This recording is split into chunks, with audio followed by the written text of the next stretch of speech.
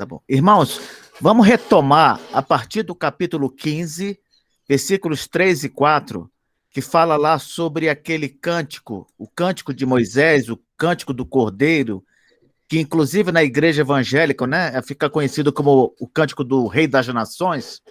Eu quero comentar uma coisa com os irmãos aqui sobre esse texto, irmãos. Olha só.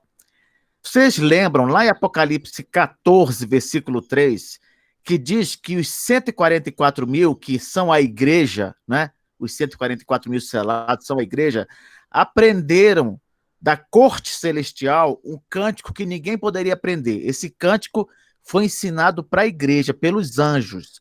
Aí eu falei para os irmãos, eu mostrei uma tabela comparativa, vou mostrar aqui, ó.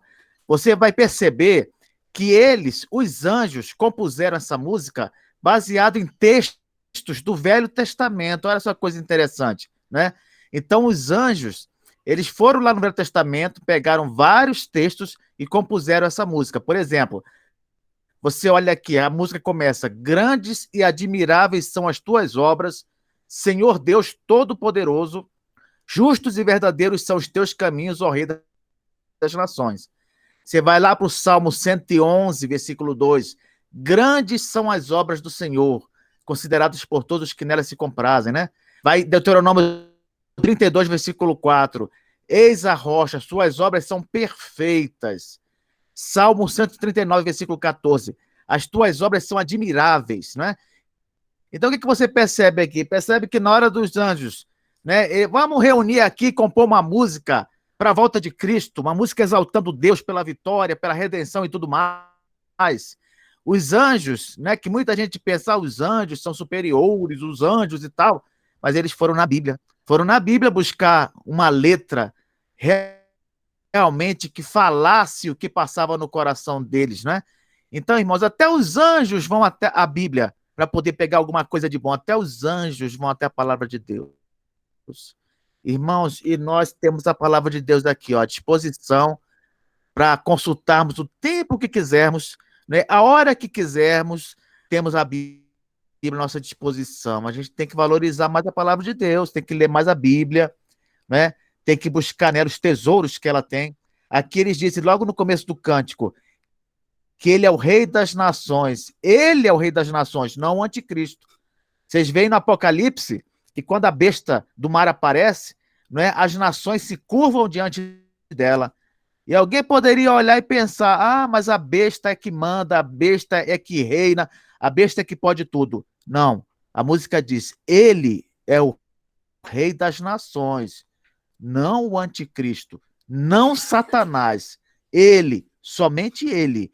Quando o diabo, diante de Jesus, lá no deserto, falou, tudo te darei, se prostrado me adorares e tal. Irmão, Satanás, ele só está mandando em alguma coisa, porque isso faz parte do plano de Deus.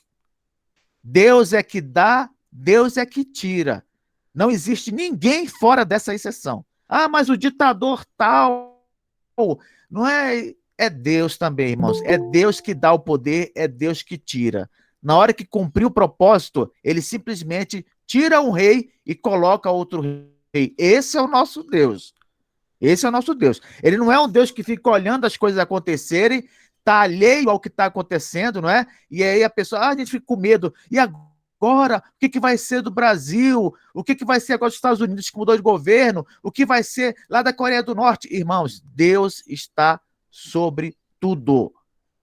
Ele tira e coloca os reis. Na música diz também, quem não temerá e não glorificará o teu nome, ó Senhor? Olha, diante das obras de Deus aqui em Apocalipse, subjugando os inimigos dele, os inimigos do seu povo, como é que a gente não vai temer esse Deus, gente? Como é que a gente não vai adorar esse Deus? Me responde, como é que a gente vai fazer isso? Nós temos de olhar as obras do Senhor no Apocalipse e ver nelas motivo de glorificação, de adoração, porque está tudo escrito já, está tudo determinado, e tudo vai seguir esse roteiro, meus irmãos. Tudo vai seguir esse roteiro. Não tem como escapar dele. Diz lá, pois só tu és santo. Se Deus não for temido por suas obras, que seja temido por sua santidade. Sabe o que é santidade? É a aversão ao mal. Isso é santidade. Aversão ao mal. Deus é todo santo, não é? Ele odeia o mal. Fala aqui na música: todas as nações virão e adorarão diante de ti, porque os teus atos de justiça se fizeram manifestos. O que quer dizer isso? Quer dizer que quando Deus começar a mostrar claramente que ele vai punir o ímpio, vai punir o pecado e vai restaurar esse mundo, isso vai ser uma motivação para ir até ele e adorá-lo.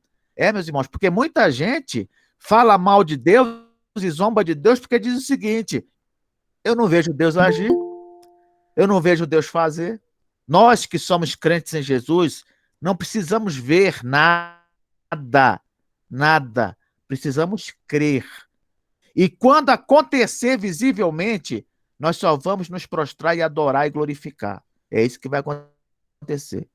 Quando Tomé, ele disse para os discípulos: só vou acreditar tocando nele. Jesus apareceu e falou assim: toca agora, Tomé, toca aqui. Aí ele: Senhor meu e Deus meu. E Jesus respondeu: porque você me viu, porque você tocou, agora você creu. Bem-aventurados são aqueles que não veem e creem. Ah, mas o pessoal da época de Moisés era um pessoal muito mais feliz do que a gente, porque eles viram tantas coisas e tal. Mais bem-aventurado é aquele que não vê e crê. Você quer agradar a Deus? Você quer agradar a Deus, meu irmão? Então você tem que crer, mesmo sem ver.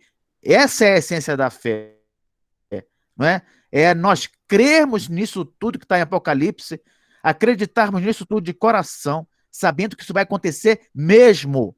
E Deus vai se alegrar conosco. Só de pensarmos assim, só de crermos dessa forma. Aqui no versículo 5, continuando, Apocalipse capítulo 15, versículo 5 agora, diz assim: depois destas coisas, João tinha acabado de ouvir a música, né? E aí ele fala: depois destas coisas, olhei e abriu-se no céu o santuário do tabernáculo do testemunho. Quando você vê essa expressão tabernáculo do testemunho, você lembra do quê? Lá do deserto, quando o povo andava com aquele tabernáculo portátil. Vocês lembram? Não é? Eles montavam o tabernáculo, eles andavam pelo deserto, aí eles paravam em um lugar, montavam o tabernáculo. Ah, vamos levantar acampamento. Desmontava o tabernáculo, um tabernáculo portátil. Esse tabernáculo era chamado tabernáculo do testemunho. Por quê? Porque lá dentro do tabernáculo, lá no centro dele, num lugar chamado santuário, em outros textos chamado de Santo dos Santos, lá ficava a Arca da Aliança, e dentro da arca ficavam as tábuas do testemunho. Que tábuas são essas, Kleber? São as tábuas dos 10 mandamentos. Ali dentro ficavam as tábuas da lei, né? Então aqui ele está falando: olhei e abriu-se no céu o santuário do tabernáculo do testemunho. E aí, meus irmãos, o que acontece? Ele está tendo essa visão, né? Para dizer o quê?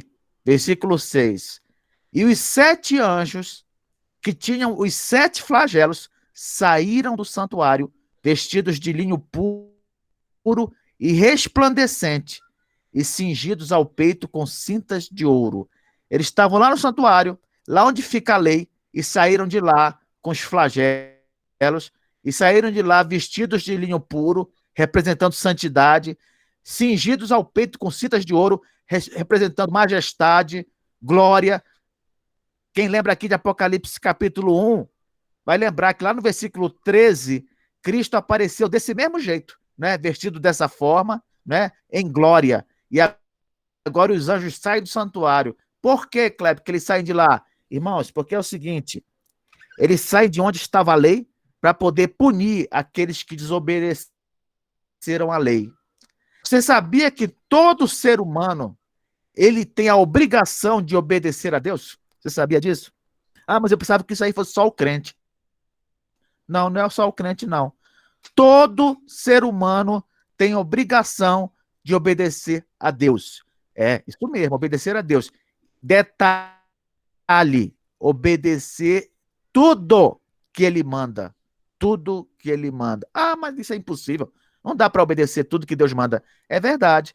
Não dá mesmo. Por isso que Jesus teve que fazer isso por nós, sabia? Por isso que Jesus teve que obedecer no nosso lugar. Porque lá em Tiago diz assim: se você não furta, mas adultera, você é culpado de transgredir tudo. Olha que coisa louca, né? Deus exige uma obediência perfeita, meus irmãos. E aí, os anjos saem agora lá do santuário, lá de onde está a lei, para poder mostrar o que acontece com aqueles que desobedecem à lei. Ah, mas o que vai acontecer conosco, a igreja? Com a igreja não acontece nada, porque nós obedecemos em Cristo. Nós obedecemos a lei em Cristo. E os outros? Os outros vão receber a punição pela desobediência.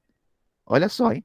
E aí que diz: 7 anjos que tinham os 7 flagelos. Aqui cabe uma explicação. O número 7, eu já falei para os irmãos, ele tem 2 significados. Significa algo completo ou a totalidade de alguma coisa. Aqui quer dizer, irmãos, que esses anjos, eles vão agora completar a obra de Deus no que se refere ao seu castigo neste mundo. Neste mundo. Por quê? Porque esses flagelos pelos quais eles são responsáveis, esses são os flagelos finais, antes da volta de Cristo.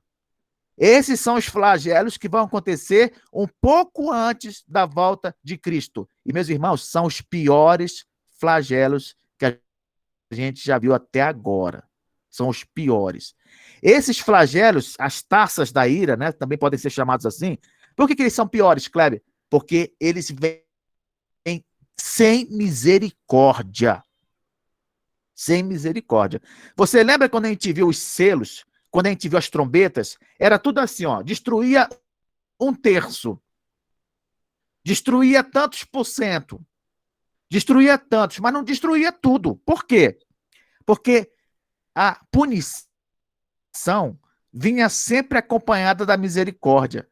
Quantas vezes, meus irmãos, que um não crente, ele passa por uma situação e Deus não pune ele completamente, não pune, né? O que ele deveria fazer? Ele deveria olhar para isso e pensar assim: realmente, essa foi por pouco, agora eu vou seguir o Senhor, é melhor aceitar Cristo logo, é melhor me acertar com Deus. Mas ele não faz isso. Ele continua teimando na desobediência. E aí depois o que acontece? Deus derrama a taça da ira. O que quer dizer isso? Agora vem a punição sem misericórdia. Por exemplo, o sujeito sofre um acidente e morre. O não crente sofre um acidente e morre. Acabou, meu filho, acabou. O que a Bíblia diz? Depois da morte vem o quê? O juízo. O juízo. Então, toda vez na história da igreja, nessa era que nós estamos vivendo, toda vez que acontece algum castigo da parte de Deus, que a pessoa ainda sobrevive, é um aviso, é uma trombeta, é um selo que se abre. Toda vez que acontece alguma coisa na era da igreja, que o sujeito morre, que a pessoa morre, aí, meu irmão, aí foi a taça da ira. Aí foi a punição sem misericórdia. Não tem mais jeito, ali acabou. Nós sabemos que a hora oportuna é quando você está vivo. Se você morrer, acabou, acabou. Ah, mas acertou com Deus? Acertou, beleza. Garantiu a vida eterna. Não acertou com Deus? Então vai para o inferno. Ah, Kleber, não, mas ainda tem um juízo final, Kleber, tem um juízo final. Juízo final não é para decidir destino de ninguém. De ninguém. Tem gente que pensa isso, né? Mas não é para decidir destino de ninguém. Sabe quando é que você decide o seu destino eterno? É aqui, nesta terra, nesta vida, quando você aceita Jesus Cristo ou quando você não aceita Jesus Cristo. É isso que decide o teu destino. Aceitou Jesus, meu irmão? Você decidiu.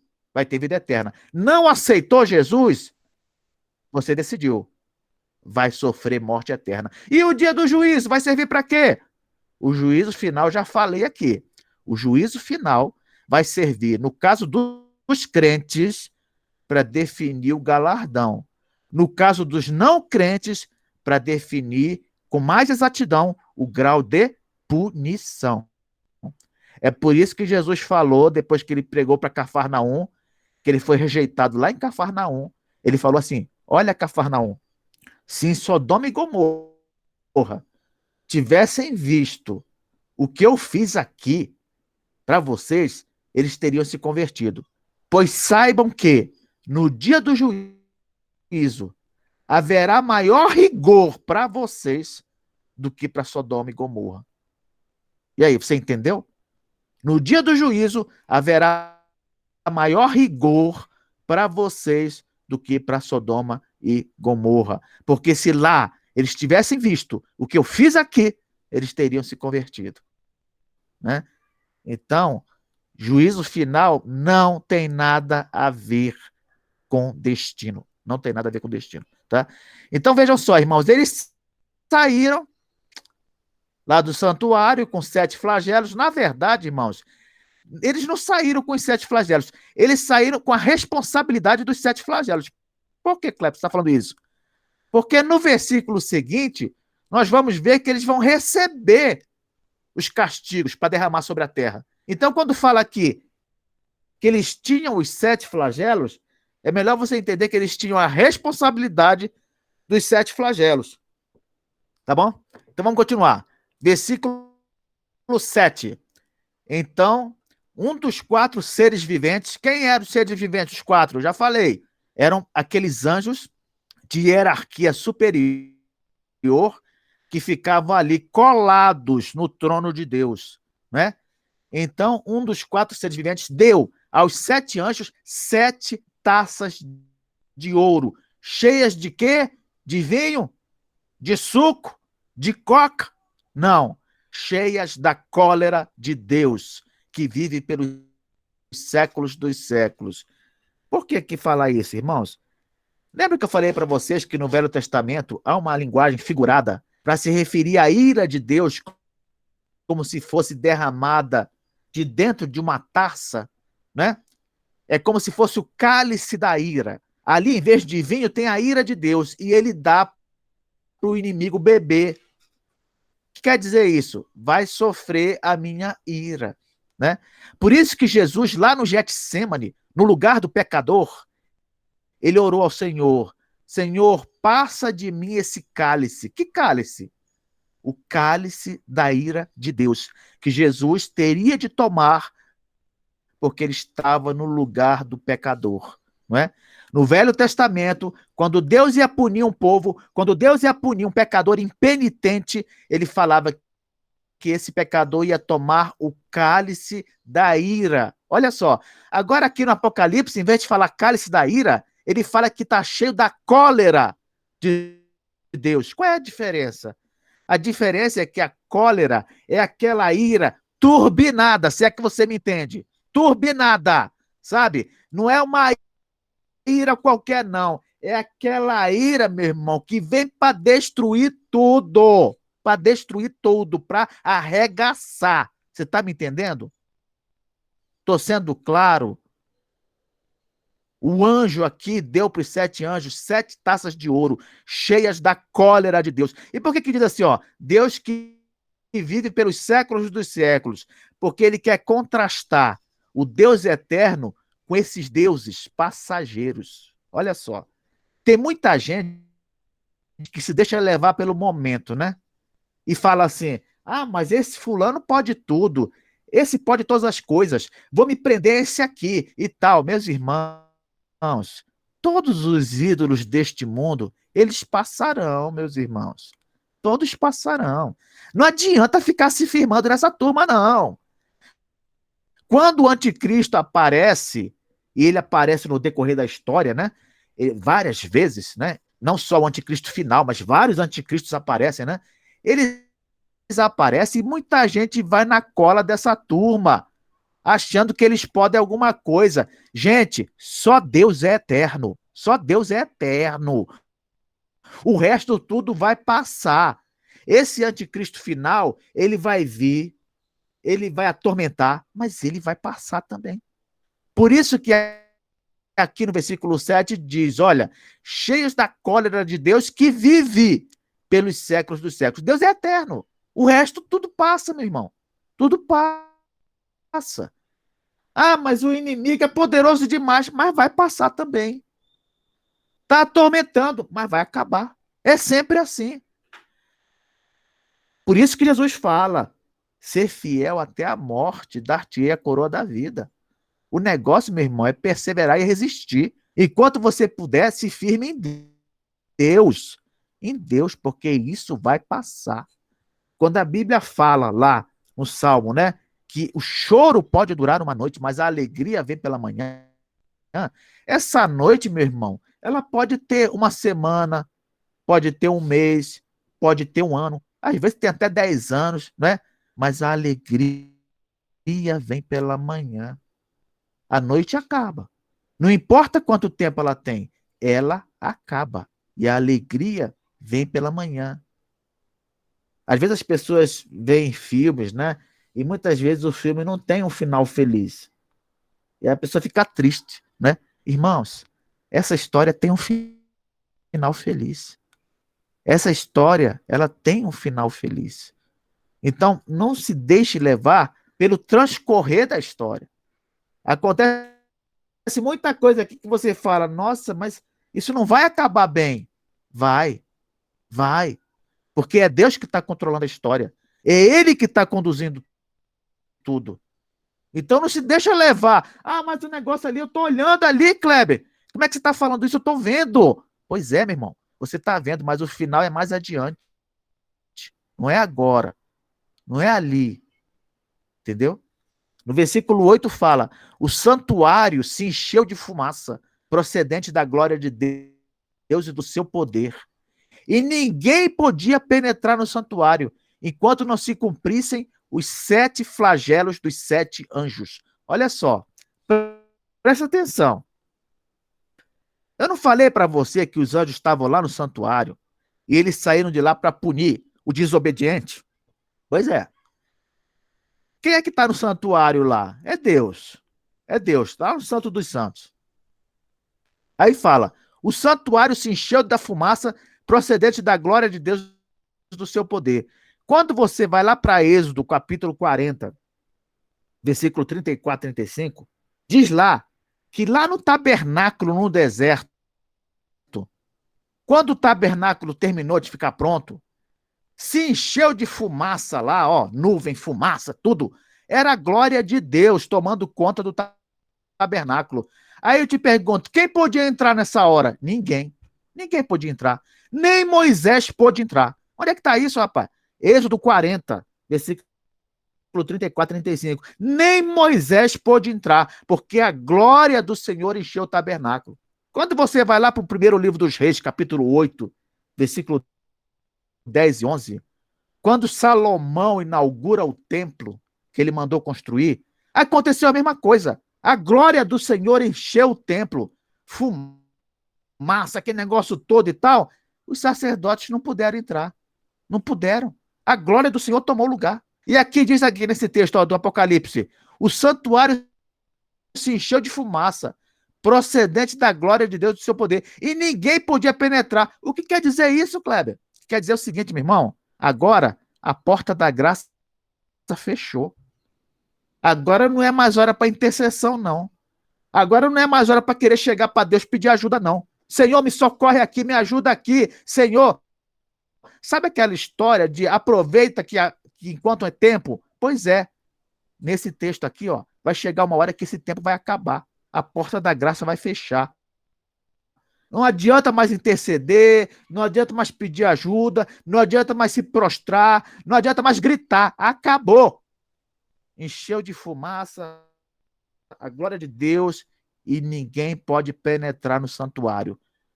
E vai ficar fechado, hein? Até quando? Até os anjos aplicarem os flagelos. Ei, irmão, tá chegando o final da história aqui, ó. Tá chegando o final da história, né? Ah, mas eu pensei que nunca fosse chegar esse momento. Vai chegar, meu irmão. Vai chegar. O pessoal fica zombando dos crentes, falando assim: ih, rapaz, não vai acontecer nada disso, não, não vai acabar nada, não. Isso aí vocês estão achando, ficam pregando terror aí, isso não vai acontecer. Ah, seu bobinho, vai acontecer sim. vai ter uma hora que vai fechar a porta da graça. E aí não adianta mais interceder, não adianta mais pedir, não adianta mais clamar, não é? Ninguém vai poder mais entrar no santuário. Capítulo 16 agora. Vamos lá, meus irmãos. Capítulo 16, versículo 1, continuando, hein? João fala: ouvi vinda do santuário uma grande voz. Eu já falei para vocês, quem é que está lá no santuário, no Santo dos Santos? É Deus. Provavelmente essa voz aqui, essa grande voz, é do próprio Deus. Olha, ele dizendo para os 7 anjos: ide e derramai pela terra as 7 taças da cólera de Deus. Olha só. Deus falou: pode ir agora, ó. Derrama. Derrama na terra. Irmãos, vocês vão ver que essas taças da ira, elas têm uma semelhança muito grande com as pragas do Egito, né? Uma semelhança muito grande. Só que lembra que eu falei para vocês que cólera é ira turbinada? Pois é. Ah, mas naquela época lá as pragas foram terríveis? Foram terríveis. Agora imagina as taças da cólera. Como é que vai ser? Ah, mas isso aqui é tudo linguagem figurada, né, Kleber? Linguagem figurada. Linguagem figurada, meu irmão. As pragas do Egito foram linguagem figurada? O que você acha? Foram linguagem figurada? As pragas do Egito foram reais, foram literais. Tem gente que pensa que aquele negócio lá, das 10 pragas, aquilo não aconteceu. Aquilo é só um modo de falar. Meu irmão, você acha, pensa comigo uma coisa, você acha que modo de falar vai libertar o povo da escravidão no Egito? Você acha que isso vai acontecer? Deixa eu explicar uma coisa para você. Os egípcios, eles viviam da mão de obra escrava. Eles viviam da mão de obra escrava. Sabe por que Faraó não queria deixar o povo sair? É porque deixar o povo sair, meu irmão, significava a derrocada da nação egípcia. É você acabar com a economia egípcia. Sabe por quê? Porque a economia dos egípcios estava firmada em cima da mão de obra escrava. Se você liberta os escravos todos, acabou a nação, meu filho. Acabou. Então não era simplesmente uma vaidade, não era simplesmente uma teimosia, tá entendendo? Não é porque Faraó, ele era turrão e não queria deixar o povo ir. Não. Deixar o povo ir era quebrar a nação, quebrar a nação. Então eu te pergunto, o que faria o Faraó liberar um povo à custa da quebra da nação? Meu irmão, não vai ser linguagem figurada, não vai ser praga figurada, vai ser praga real. Vai ser sangue, vai ser Nilo virando sangue real. Vai ser pedra caindo do céu real. Vão ser trevas de verdade. Vão ser úlceras, tumores de verdade. Só isso para libertar o povo de Deus. Então aconteceu no passado e no futuro, no fim dos últimos dias, vão acontecer de novo. Só que muito pior, muito pior. Versículo 2 diz assim: saiu, pois, o primeiro anjo e derramou a sua taça pela terra. E aos homens portadores da marca da besta e adoradores da sua imagem. Você está vendo por que eu disse que esses flagelos aqui, eles vão acontecer no fim dos últimos dias? Porque vai ser no fim dos últimos dias que os homens vão portar a marca da besta e vão adorar a imagem dela. Então, vamos separar as coisas aqui direitinho. Olha só.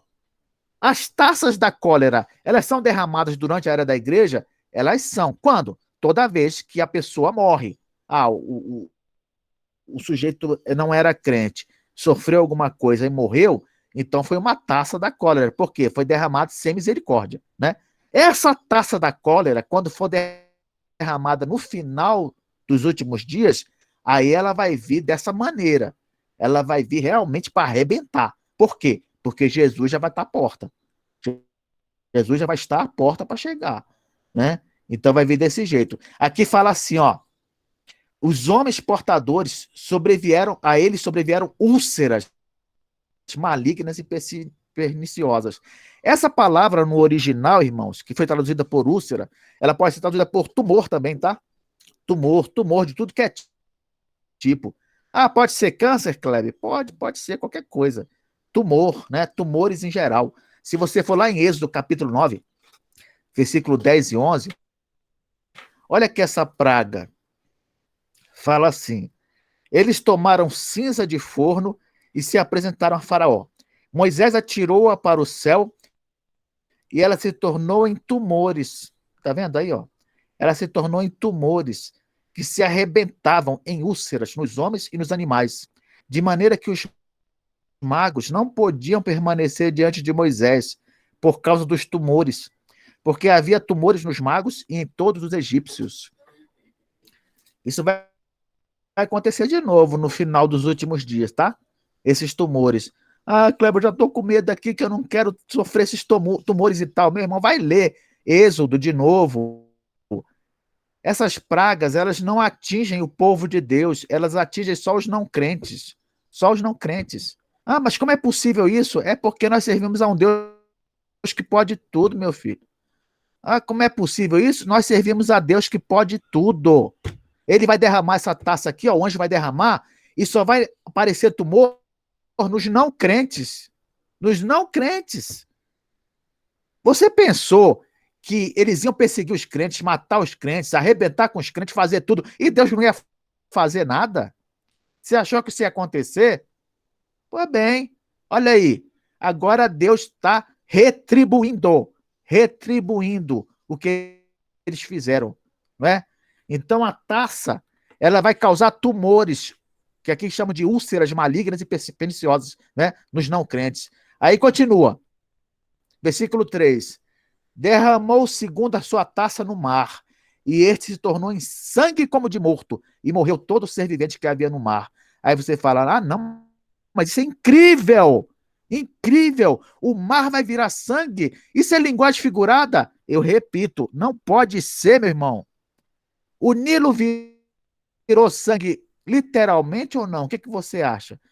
Se o Nilo virou sangue literalmente, o mar vai virar sangue literalmente. Mas, Kleber, se o mar virar sangue literalmente, toda a vida marinha vai morrer.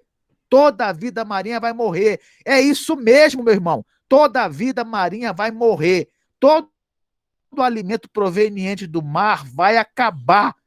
Ah, mas aí a terra ela tá sendo inviabilizada. É, a terra está sendo inviabilizada. Por quê? Porque ela está chegando ao fim.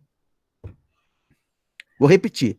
A terra, nesses flagelos, ela vai ser inviabilizada. Por quê? Porque ela está chegando ao fim. Tudo está chegando ao fim.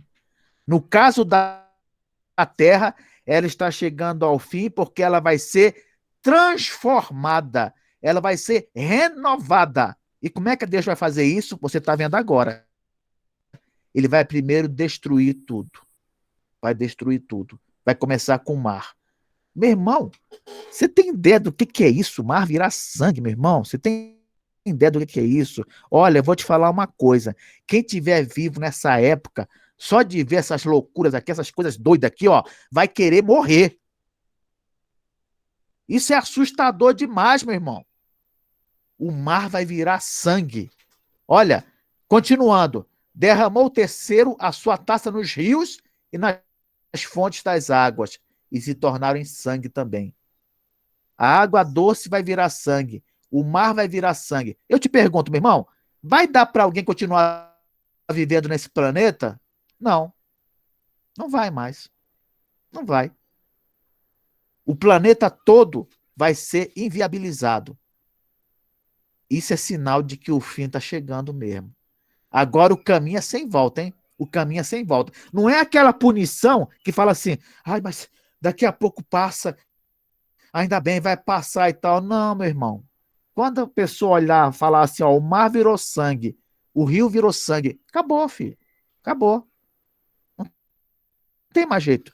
O caminho agora é sem volta, né? O caminho é sem volta. Versículo 5. Então, ouvi o anjo das águas dizendo: quem é o anjo das águas, Kleber? Ora, provavelmente é o anjo que derramou a taça sobre a água doce. No versículo anterior, nós acabamos de ver, né? Um anjo, o terceiro anjo, derramou a taça nos rios e nas fontes das águas, e se tornaram em sangue. E no versículo seguinte, versículo 5, diz: então ouviu o anjo das águas, dizendo, veja só, o anjo que derramou a cólera de Deus sobre os rios, é ele que comenta agora. O que ele comenta? Ele diz assim, ó, tu és justo, tu que és e que eras o santo, pois julgaste estas coisas. Olha só. Ele está falando, quando ele derrama ali a taça, né?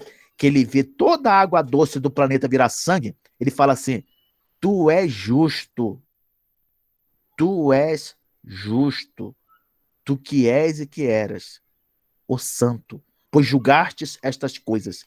Ele viu ali, meus irmãos, uma demonstração da justiça de Deus. Da justiça de Deus.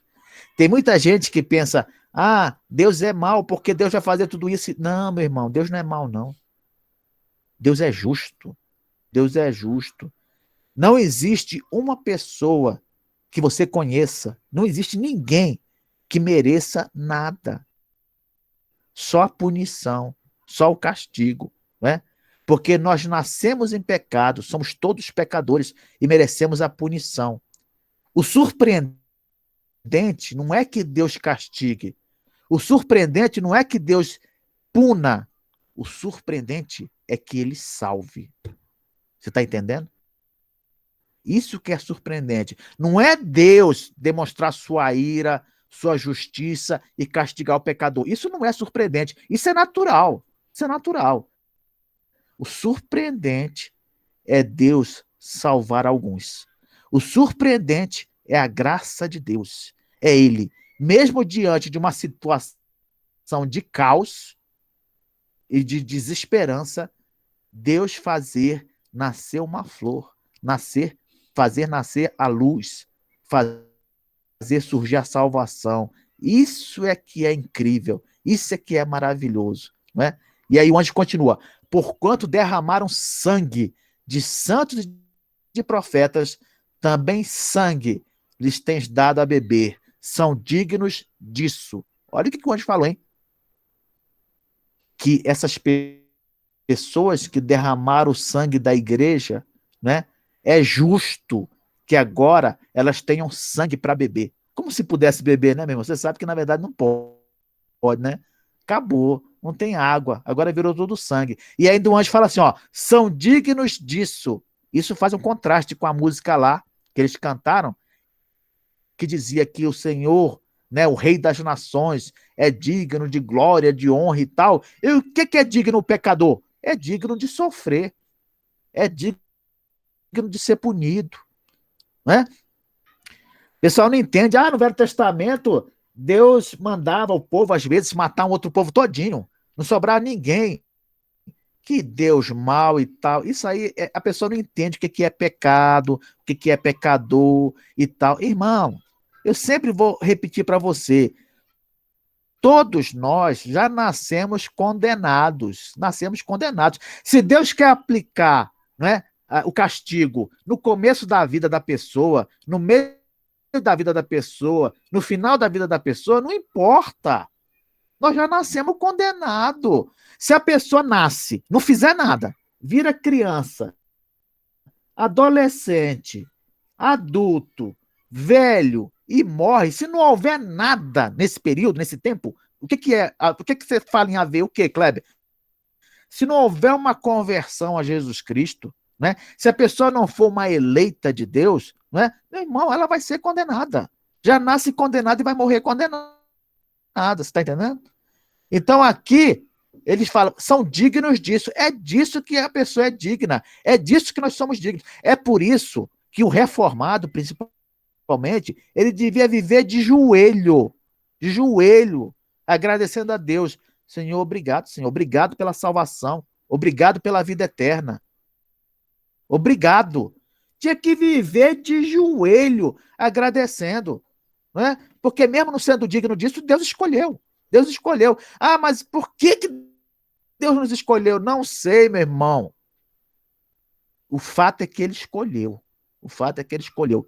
Será que a bênção é menor porque você não sabe a razão dela? Será? Será que a vida eterna ela é menor, né? Porque você não sabe por que você a recebeu? Será? Versículo 7. Ouvi do altar que se dizia: certamente, ó Senhor Deus Todo-Poderoso, verdadeiros e justos são os teus juízos. Quem está falando agora? Ora, é uma voz que vem do altar. Nós já vimos aqui no Apocalipse que havia um anjo responsável lá pelas orações que eram depositadas no altar. Aqui é outro anjo, certamente, que está falando. Ele viu que o anjo se empolgou lá, resolveu exaltar Deus, vou exaltar também. Olha, irmãos, como é contagiante, não é? Quando a gente começa a adorar a Deus, não é? É por isso que fala, quando o crente ele sai da igreja, ele se afasta da igreja, irmãos, é que nem você tirar uma brasa do braseiro, né? Ela esfria e apaga. Ela esfria e apaga. Quando a pessoa está fora, longe do povo de Deus, ela esfria e apaga. A tendência é ela ficar espiritualmente cada vez mais fraca. Não é? Agora, quando você está perto do povo de Deus, quando você está perto daqueles que adoram a Deus, daqueles que servem o Senhor, aí você sente uma animação diferente. Diferente. Um anjo tinha acabado de falar: Senhor, tu és digno, Senhor. Maravilhoso, és digno e tudo. O outro anjo se empolgou. Falou assim, ó: certamente, ó Senhor Deus Todo-Poderoso, verdadeiros e justos são os teus juízos. De onde que ele pegou isso? Da música. Da música que eles cantaram. Ele está concordando aqui, ó. O Senhor é justo. O Senhor é justo. Olha, meu irmão, você nunca abra a boca para dizer que talvez Deus esteja sendo injusto. Você nunca fala isso, viu? Você nunca fala isso. Tem crente que às vezes faz essas besteiras, né?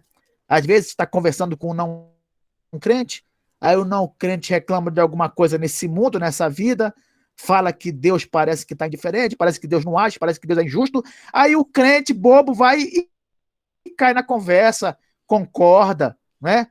Às vezes fala até alguma coisa que não deve. Meu irmão, não entra nessa. Não entra nessa. Deixa que os ímpios falem mal de Deus, porque o negócio deles é esse, é falar mal de Deus. O crente não. Se você vai abrir a boca, meu irmão, que seja para falar bem de Deus, exaltar seu nome e defendê-lo. Se não for para fazer isso, cala a boca. Cala a boca. Deus não precisa de crente abrindo a boca para falar besteira, para ficar reclamando, para ficar falando mal da Bíblia, da igreja, né? Eu lembro que quando o Caio Fábio, ele começou a falar muito mal da Universal, né, para mídia, para não sei o que, de repente começou a cair lá. Meu irmão, não faça isso. Deixa que os ímpios já fazem isso. O problema deles. Vamos falar bem da igreja, das coisas de Deus, dos planos de Deus, projetos de Deus. É isso que a gente tem que falar. Ah, mas a pessoa falou mal do meu lado, eu vou abrir a boca. Abra a boca então para defender a Deus. A palavra. Agora, concordar, criticar. Ah, não, gente, que isso? O anjo aqui, ó, os anjos abrem a boca para falar bem, não é para falar mal, não. Versículo 8. O quarto anjo derramou a sua taça sobre o sol, e foi-lhe dado queimar os homens com fogo. Olha só, agora o sol vai começar a queimar os homens com fogo. Que homens, Kleber? Os não crentes. Eu volto a repetir. Vocês não estão vendo o que aqui está acontecendo? Uma reprise das pragas, né? Lá nas pragas do Egito, milagrosamente, de forma sobrenatural, só atingiam os egípcios. Não atingiam os não crentes. Os crentes só atingiam os não crentes. Meu irmão, é Deus protegendo o seu povo. Ah, o povo já sofreu demais. O povo já foi castigado demais. Na grande tribulação foi muita perseguição, foi muita dor, muito crente morrendo. Ah, mas isso não vai ficar assim, não. Não vai ficar assim, não. Eles aprontaram, eles pisotearam, né? Quantos hoje, meu irmão, que pisam em você, que pisam na igreja, né? Que zombam da igreja, que tem aparentes vitórias contra a igreja e tudo. Ah, mas isso não vai ficar assim, não. Isso não vai ficar assim, não. O guarda de Israel não dorme. O guarda de Israel não dorme. Aqui nesse texto a gente vê, ele vai agir contra esse povo todo. E o sol começou a queimar essa gente. Olha só. Já pensou, meu irmão? Isso aqui, meu filho, presta atenção no que eu vou te falar agora. Isso aqui, nem aquele fator solar 4 milhões vai dar jeito, você está entendendo? Nem aquele fator solar 4 milhões vai dar jeito. Vai ser sol queimando gente aí. Por quê? Porque se levantaram contra a igreja. Se levantaram contra a igreja. Lá em Atos, capítulo 9, quando o apóstolo Paulo está perseguindo a igreja, Jesus falou para ele: olha, Saulo, Saulo, por que me persegues? O apóstolo poderia dizer assim: mas Senhor, não estou te perseguindo, eu estou perseguindo os crentes. Pois é, não importa. Por que me persegues? Porque perseguir a igreja é perseguir a Cristo. Perseguir a igreja é se meter com Deus. Levantar a mão contra a igreja é levantar a mão contra Deus. Não tem temor? Vai ter. Versículo 9. Com efeito, os homens se queimaram com intenso calor e blasfemaram o nome de Deus, que tem autoridade sobre estes flagelos, e nem se arrependeram para lhe darem glória. Meu irmão, você já ouviu aquele ditado que diz assim, ó: se não vem pelo amor, vem pela dor? Pois é. Infelizmente, na maioria dos casos, não vai vir nem pela dor. Você está ouvindo? Infelizmente, meu irmão, infelizmente. Se você for olhar a história, né, você vai perceber que a dor ela provocou foi mais blasfêmia, mais revolta, mais indignação do não crente. O que a gente percebe é que normalmente o que atrai a pessoa a Cristo é o seu amor. O que atrai a pessoa a Cristo é a sua graça. O que atrai a pessoa a Cristo é essa beleza toda da sua bondade. É isso que tem atraído as pessoas a Cristo. Não é a punição, não é o castigo, não é a dor. Olha, infelizmente a gente percebe isso na maioria dos casos, tá, irmão? Então você vê aqui no Apocalipse, o sujeito está sofrendo, está sendo queimado pelo sol.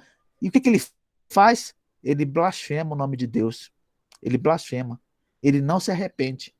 Então é muito comum, quando uma pessoa está sofrendo alguma coisa, você falar: olha, rapaz, é melhor se voltar para Deus. Que Deus o quê? Que Deus nada. A pessoa fica mais revoltada ainda, né? Não quer saber de Deus de jeito nenhum. Então não quer ir nem pela dor. Olha, nem pela dor. Eu acho que é por isso que o apóstolo Paulo, ele diz assim, ó: o amor de Cristo nos constrange. O amor de Cristo nos constrange. Né? É esse imenso amor que nos conquista, que nos atrai para ele. Né, irmão? Versículo 10. Derramou o quinto a sua taça sobre o trono da besta, cujo reino se tornou em trevas. E os homens remordiam a língua por causa da dor que sentiam. Irmão, você lembra da besta, né? A besta, o anticristo, né? Que está reinando, Satanás por trás, né? Então, vai vir uma taça da cólera especificamente sobre o trono da besta, sobre o governo da besta. E sabe o que vai acontecer com aqueles que são súditos da besta? Eles vão ficar tão agoniados com isso, tão revoltados, que diz aqui que eles vão remorder a língua por causa da dor que sentiam. Que dor, Kleber? Meu irmão, essa dor é aquela dor interna. Sabe aquela dor da revolta, da angústia, ódio, tudo? Meu irmão, isso é uma dor interna que eles vão sentir. Então veja só, esse povo vai sofrer externamente e internamente. Vai sofrer externamente por quê? Versículo 11. E blasfemaram o Deus do céu por causa das angústias e das úlceras. Então eles vão sofrer externamente por causa dos tumores. E vão sofrer internamente por causa dessa angústia, desse ódio, dessa raiva de ver o governo do anticristo acabar. Kleber, mas é possível uma pessoa ficar tão revoltada assim por perder o poder? Meu filho, você não vê o tanto que esses políticos tão doidos aí, né? Já estão desesperados por causa da crise de abstinência, que os homens nunca ficaram tanto tempo sem roubar e estão ficando loucos, loucos de ódio, estão espumando. Pois é, quando a pessoa perde o poder, ter, ela sente uma dor que não dá nem para descrever. Uma dor de revolta, de indignação, de ódio, vontade de matar, vontade de destruir. É isso que os não crentes vão sentir. Quando acabar o governo do anticristo, irmãos, quando vier a ira de Deus sobre o governo do anticristo, os não crentes eles vão morder a língua de raiva, de dor, de angústia. Por quê? Porque para eles é o fim da picada. Acabar o governo do anticristo. A gente fica ouvindo até hoje na igreja, né? O governo do anticristo. Ah, vai ser uma coisa terrível. Ah, mas não sei o quê. O governo do anticristo. Pois é. A mesma Bíblia que profetiza sobre o governo do anticristo, profetiza sobre o fim do governo do anticristo. A mesma Bíblia que diz que esse governo vai ser terrível, ela diz que ele vai acabar. A mesma Bíblia que diz que esse governo aí vai acabar com a igreja, ela diz que Deus vai acabar com esse governo. É, meu irmão. Versículo 12.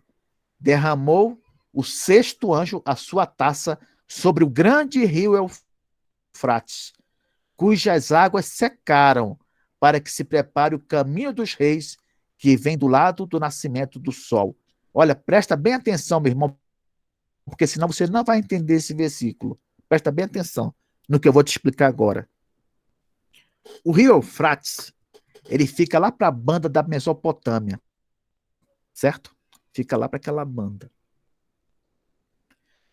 Quando Ciro da Pérsia acabou com o reino da Babilônia, ele atravessou o rio Eufrates.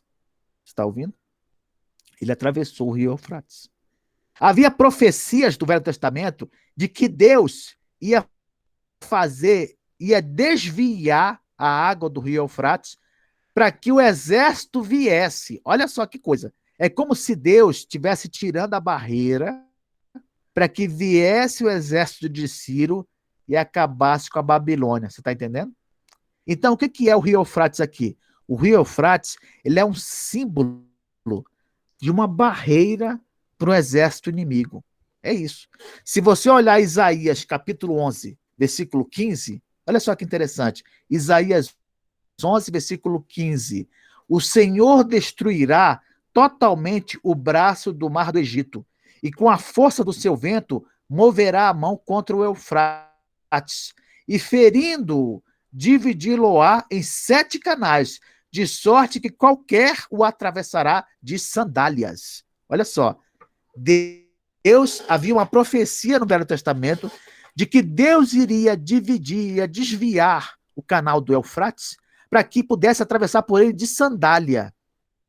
Então, quando Ciro atravessou o Eufrates e acabou com a Babilônia, isso quer dizer que quem foi que arrumou isso? Quem foi que preparou isso? Foi Deus. Foi Deus. E agora no versículo 12 diz assim, ó, derramou o cesto a sua taça sobre o grande rio Eufrates, cujas águas secaram para que se preparasse o caminho dos reis, que vem do lado do nascimento do sol. Olha só, meus irmãos, que coisa maravilhosa e ao mesmo tempo assustadora. Deus, ele vai tirar toda a barreira para o inimigo vir. Olha só, Deus vai tirar toda a barreira para o inimigo vir. Esses reis aqui, que vêm do lado do nascimento do sol, que vêm lá do Oriente, esses são os inimigos do povo de Deus. Você sabia? Lá no Velho Testamento, normalmente, os inimigos do povo de Deus, eles vinham do Oriente. Vinham lá do lado do nascimento do sol. Por exemplo, a Assíria. A Assíria que destruiu, não é, a nação de Israel. De onde ela veio? Lá do lado do nascimento do sol. O rei do Oriente veio de lá, ó, e destruiu. A Babilônia, quando ela destruiu Judá. De onde que veio a Babilônia?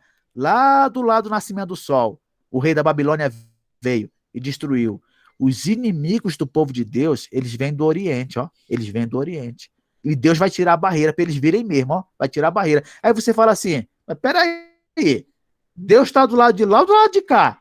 Meu irmão, Deus está sempre do lado de cá. Por que que ele fez isso acontecer? Vai tirar a barreira? Para poder pegar essa turma, gente.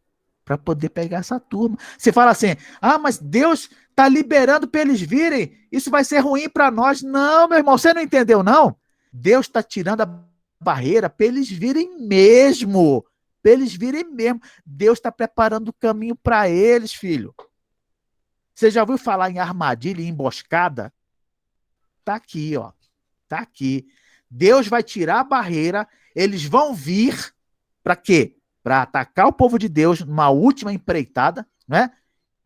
E Deus está fazendo isso acontecer. Por quê? Porque Deus quer pegá-los de jeito. Deus quer pegá-los de jeito. Versículo 13. Então, vi sair da boca do dragão, da boca da besta e da boca do falso profeta 3 espíritos imundos, semelhantes a rãs. Olha aí. Se saiu da boca do dragão, que é o diabo, saiu da boca do anticristo, da boca do falso profeta, é uma ordem. Eles deram ordem para 3 espíritos, 3 demônios agirem. Por que eles falam que eles são semelhantes a rãs? Por quê? Porque se você voltar lá na praga do Egito, em Êxodo capítulo 8, versículo 2 e 3, olha só o que diz. Êxodo 8, verso 2 e 3. Se recusares deixá-lo ir, eis que castigarei com rãs todos os teus territórios. O rio produzirá rãs em abundância, que subirão e entrarão em tua casa, e no teu quarto de dormir, e sobre o teu leito, e nas casas dos teus oficiais, e sobre o teu povo. Olha só, as rãs, elas são um símbolo da praga de Deus contra os inimigos do povo de Deus. Então, esses demônios aqui, eles simbolizam isso, os inimigos do povo de Deus. O que esses demônios vão fazer? Por que o anticristo, o diabo e o falso profeta estão chamando esses demônios aqui? Você viu comigo que o trono do anticristo, o governo do anticristo, foi para o Beleléu? Você viu isso? O desespero bateu. Agora eles vão fazer. Não, agora vamos para a guerra. Vamos para a guerra. Olha a situação, olha o contexto. Olha o contexto. O mar virou sangue. Água doce virou sangue. O governo do anticristo está despedaçando. Qual é a última esperança agora? A última esperança, gente, é apostar tudo. É apostar todas as fichas na destruição do povo de Deus. Vamos chamar todos os governantes aqui, ó, e vamos para a guerra. Vamos acabar com eles. Versículo 14. Porque eles são espíritos de demônios, operadores de sinais, e se dirigem aos reis do mundo inteiro com o fim de ajuntá-los para a peleja do grande dia do Deus Todo-Poderoso. Olha só, esses 3 demônios, eles vão sair pelo mundo convocando os líderes mundiais para a guerra. Kleber, como é que vai ser isso? Esses demônios vão ser visíveis, vão aparecer, como é que é? Não precisa, meu irmão, sabe por quê? Quando você vai lá para o primeiro livro dos reis, capítulo 22, versículo 19 a 23, não sei quem lembra dessa passagem. Primeiro livro dos reis, capítulo 22, verso 19 a 23, diz assim, ó. Micaías prosseguiu, ouve, pois, a palavra do Senhor. Viu o Senhor assentado no seu trono, e todo o exército do céu estava junto a ele, à sua direita e à sua esquerda. Perguntou o Senhor, quem enganará Acabe para que suba e caia em Ramote de Gileade? Um dizia desta maneira, outro de outra. Então saiu um espírito e se apresentou diante do Senhor e disse, eu o enganarei. Perguntou-lhe o Senhor, com quê? Respondeu ele, sairei e serei espírito mentiroso na boca de todos os seus profetas. Disse o Senhor, tu o enganarás e ainda prevalecerás. Sai e faz-o assim. Eis que o Senhor pôs o espírito mentiroso na boca de todos estes teus profetas, e o Senhor falou o que é mal contra ti. Olha só. Um anjo, que na verdade era um demônio, saiu da presença de Deus e foi lá naqueles profetas e fez os homens falarem mentiras. Agora, no Apocalipse, nós vemos que 3 demônios vão sair pelo mundo e vão influenciar os reis para a batalha final, para a guerra final contra o povo de Deus. E ainda diz mais, ó, esses demônios são operadores de sinais. Ou seja, eles vão fazer coisas fantásticas. Eles vão fazer coisas incríveis, extraordinárias. Para convencer de uma vez? Quem sabe? O fato é o seguinte, meus irmãos, Vamos pro tudo ou nada? É esse que é o pensamento aqui, ó. Vamos pro tudo ou nada? Vamos ver o que acontece? Versículo 16, 15. Vou terminar aqui no 15. Eis que venho como vem o ladrão. Aqui é Jesus falando, viu? Jesus falando para a igreja, um recadinho para a igreja aqui, ó. Bem-aventurado aquele que vigia e guarda as suas vestes, para que não ande nu e não se veja a sua vergonha. Olha só, meu irmão, você sabe que está quase para começar a guerra. Está quase para começar a guerra. E Jesus está falando aqui para a igreja: eu venho como ladrão. Feliz é aquele que vigia e guarda as suas vestes, para que não ande nu e não se veja a sua vergonha. Ou seja, irmão, nós que somos crentes, nós sabemos que Jesus vem. Não sabemos quando, mas sabemos que ele vem. Que a gente esteja sempre pronto, aguardando o Senhor, de coração aberto, né? Pensando nele, dedicado a ele, servindo a ele. Porque não importa a hora que a bomba estourar, o Senhor vai estar conosco. E quando ele voltar, meus irmãos, nós vamos ouvir aquela frase: bendito, vem aqui, ó, para usufruir da vida eterna ao lado do teu Senhor. Que Deus nos abençoe. Amém.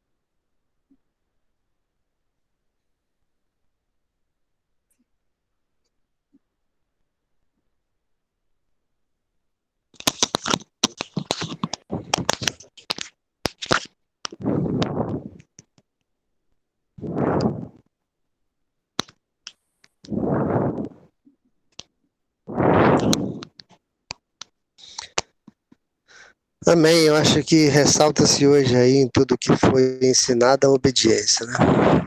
Deus nos abençoe a sermos obedientes. O tempo da obediência é o tempo de Deus para as nossas vidas. Que possamos obedecer a palavra. A obediência vai, com certeza, nos mostrar o caminho certo a seguir. Obrigado, Kleber, pela aula. Deus te abençoe.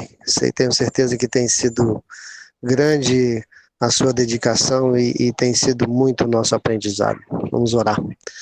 Senhor, muito obrigado por essa aula, pelo aprendizado da tua igreja, que possamos nos fortalecer na fé e que sejamos obedientes à tua palavra, aos teus ensinos, e que em nome de Jesus, a fé que o Senhor coloca nos nossos corações nos ajude, Deus, a caminhar com o Senhor. Não permita, Deus, a sermos desobedientes, nos ajude, nos oriente a seguir no caminho do Senhor. Fortalece a nossa vida a andar com o Senhor, a seguir os teus caminhos, a buscar na tua palavra a como ser, a como viver e a como lidar com as pessoas. E que em tudo, por Jesus Cristo, possamos viver nesse mundo, a conviver com as pessoas e que não nos deixe o Senhor nos desviar para o caminho do mal. Cuide de nós, Deus, cuide da tua igreja, prepare-nos para o dia de hoje, para o melhor te cultuar, para o momento de ceia, para comungarmos, para nos alegrarmos no Senhor. É nossa oração, meu Deus, no nome de Jesus, para a glória de Jesus. Amém. Amém. Bom dia a todos. Amém.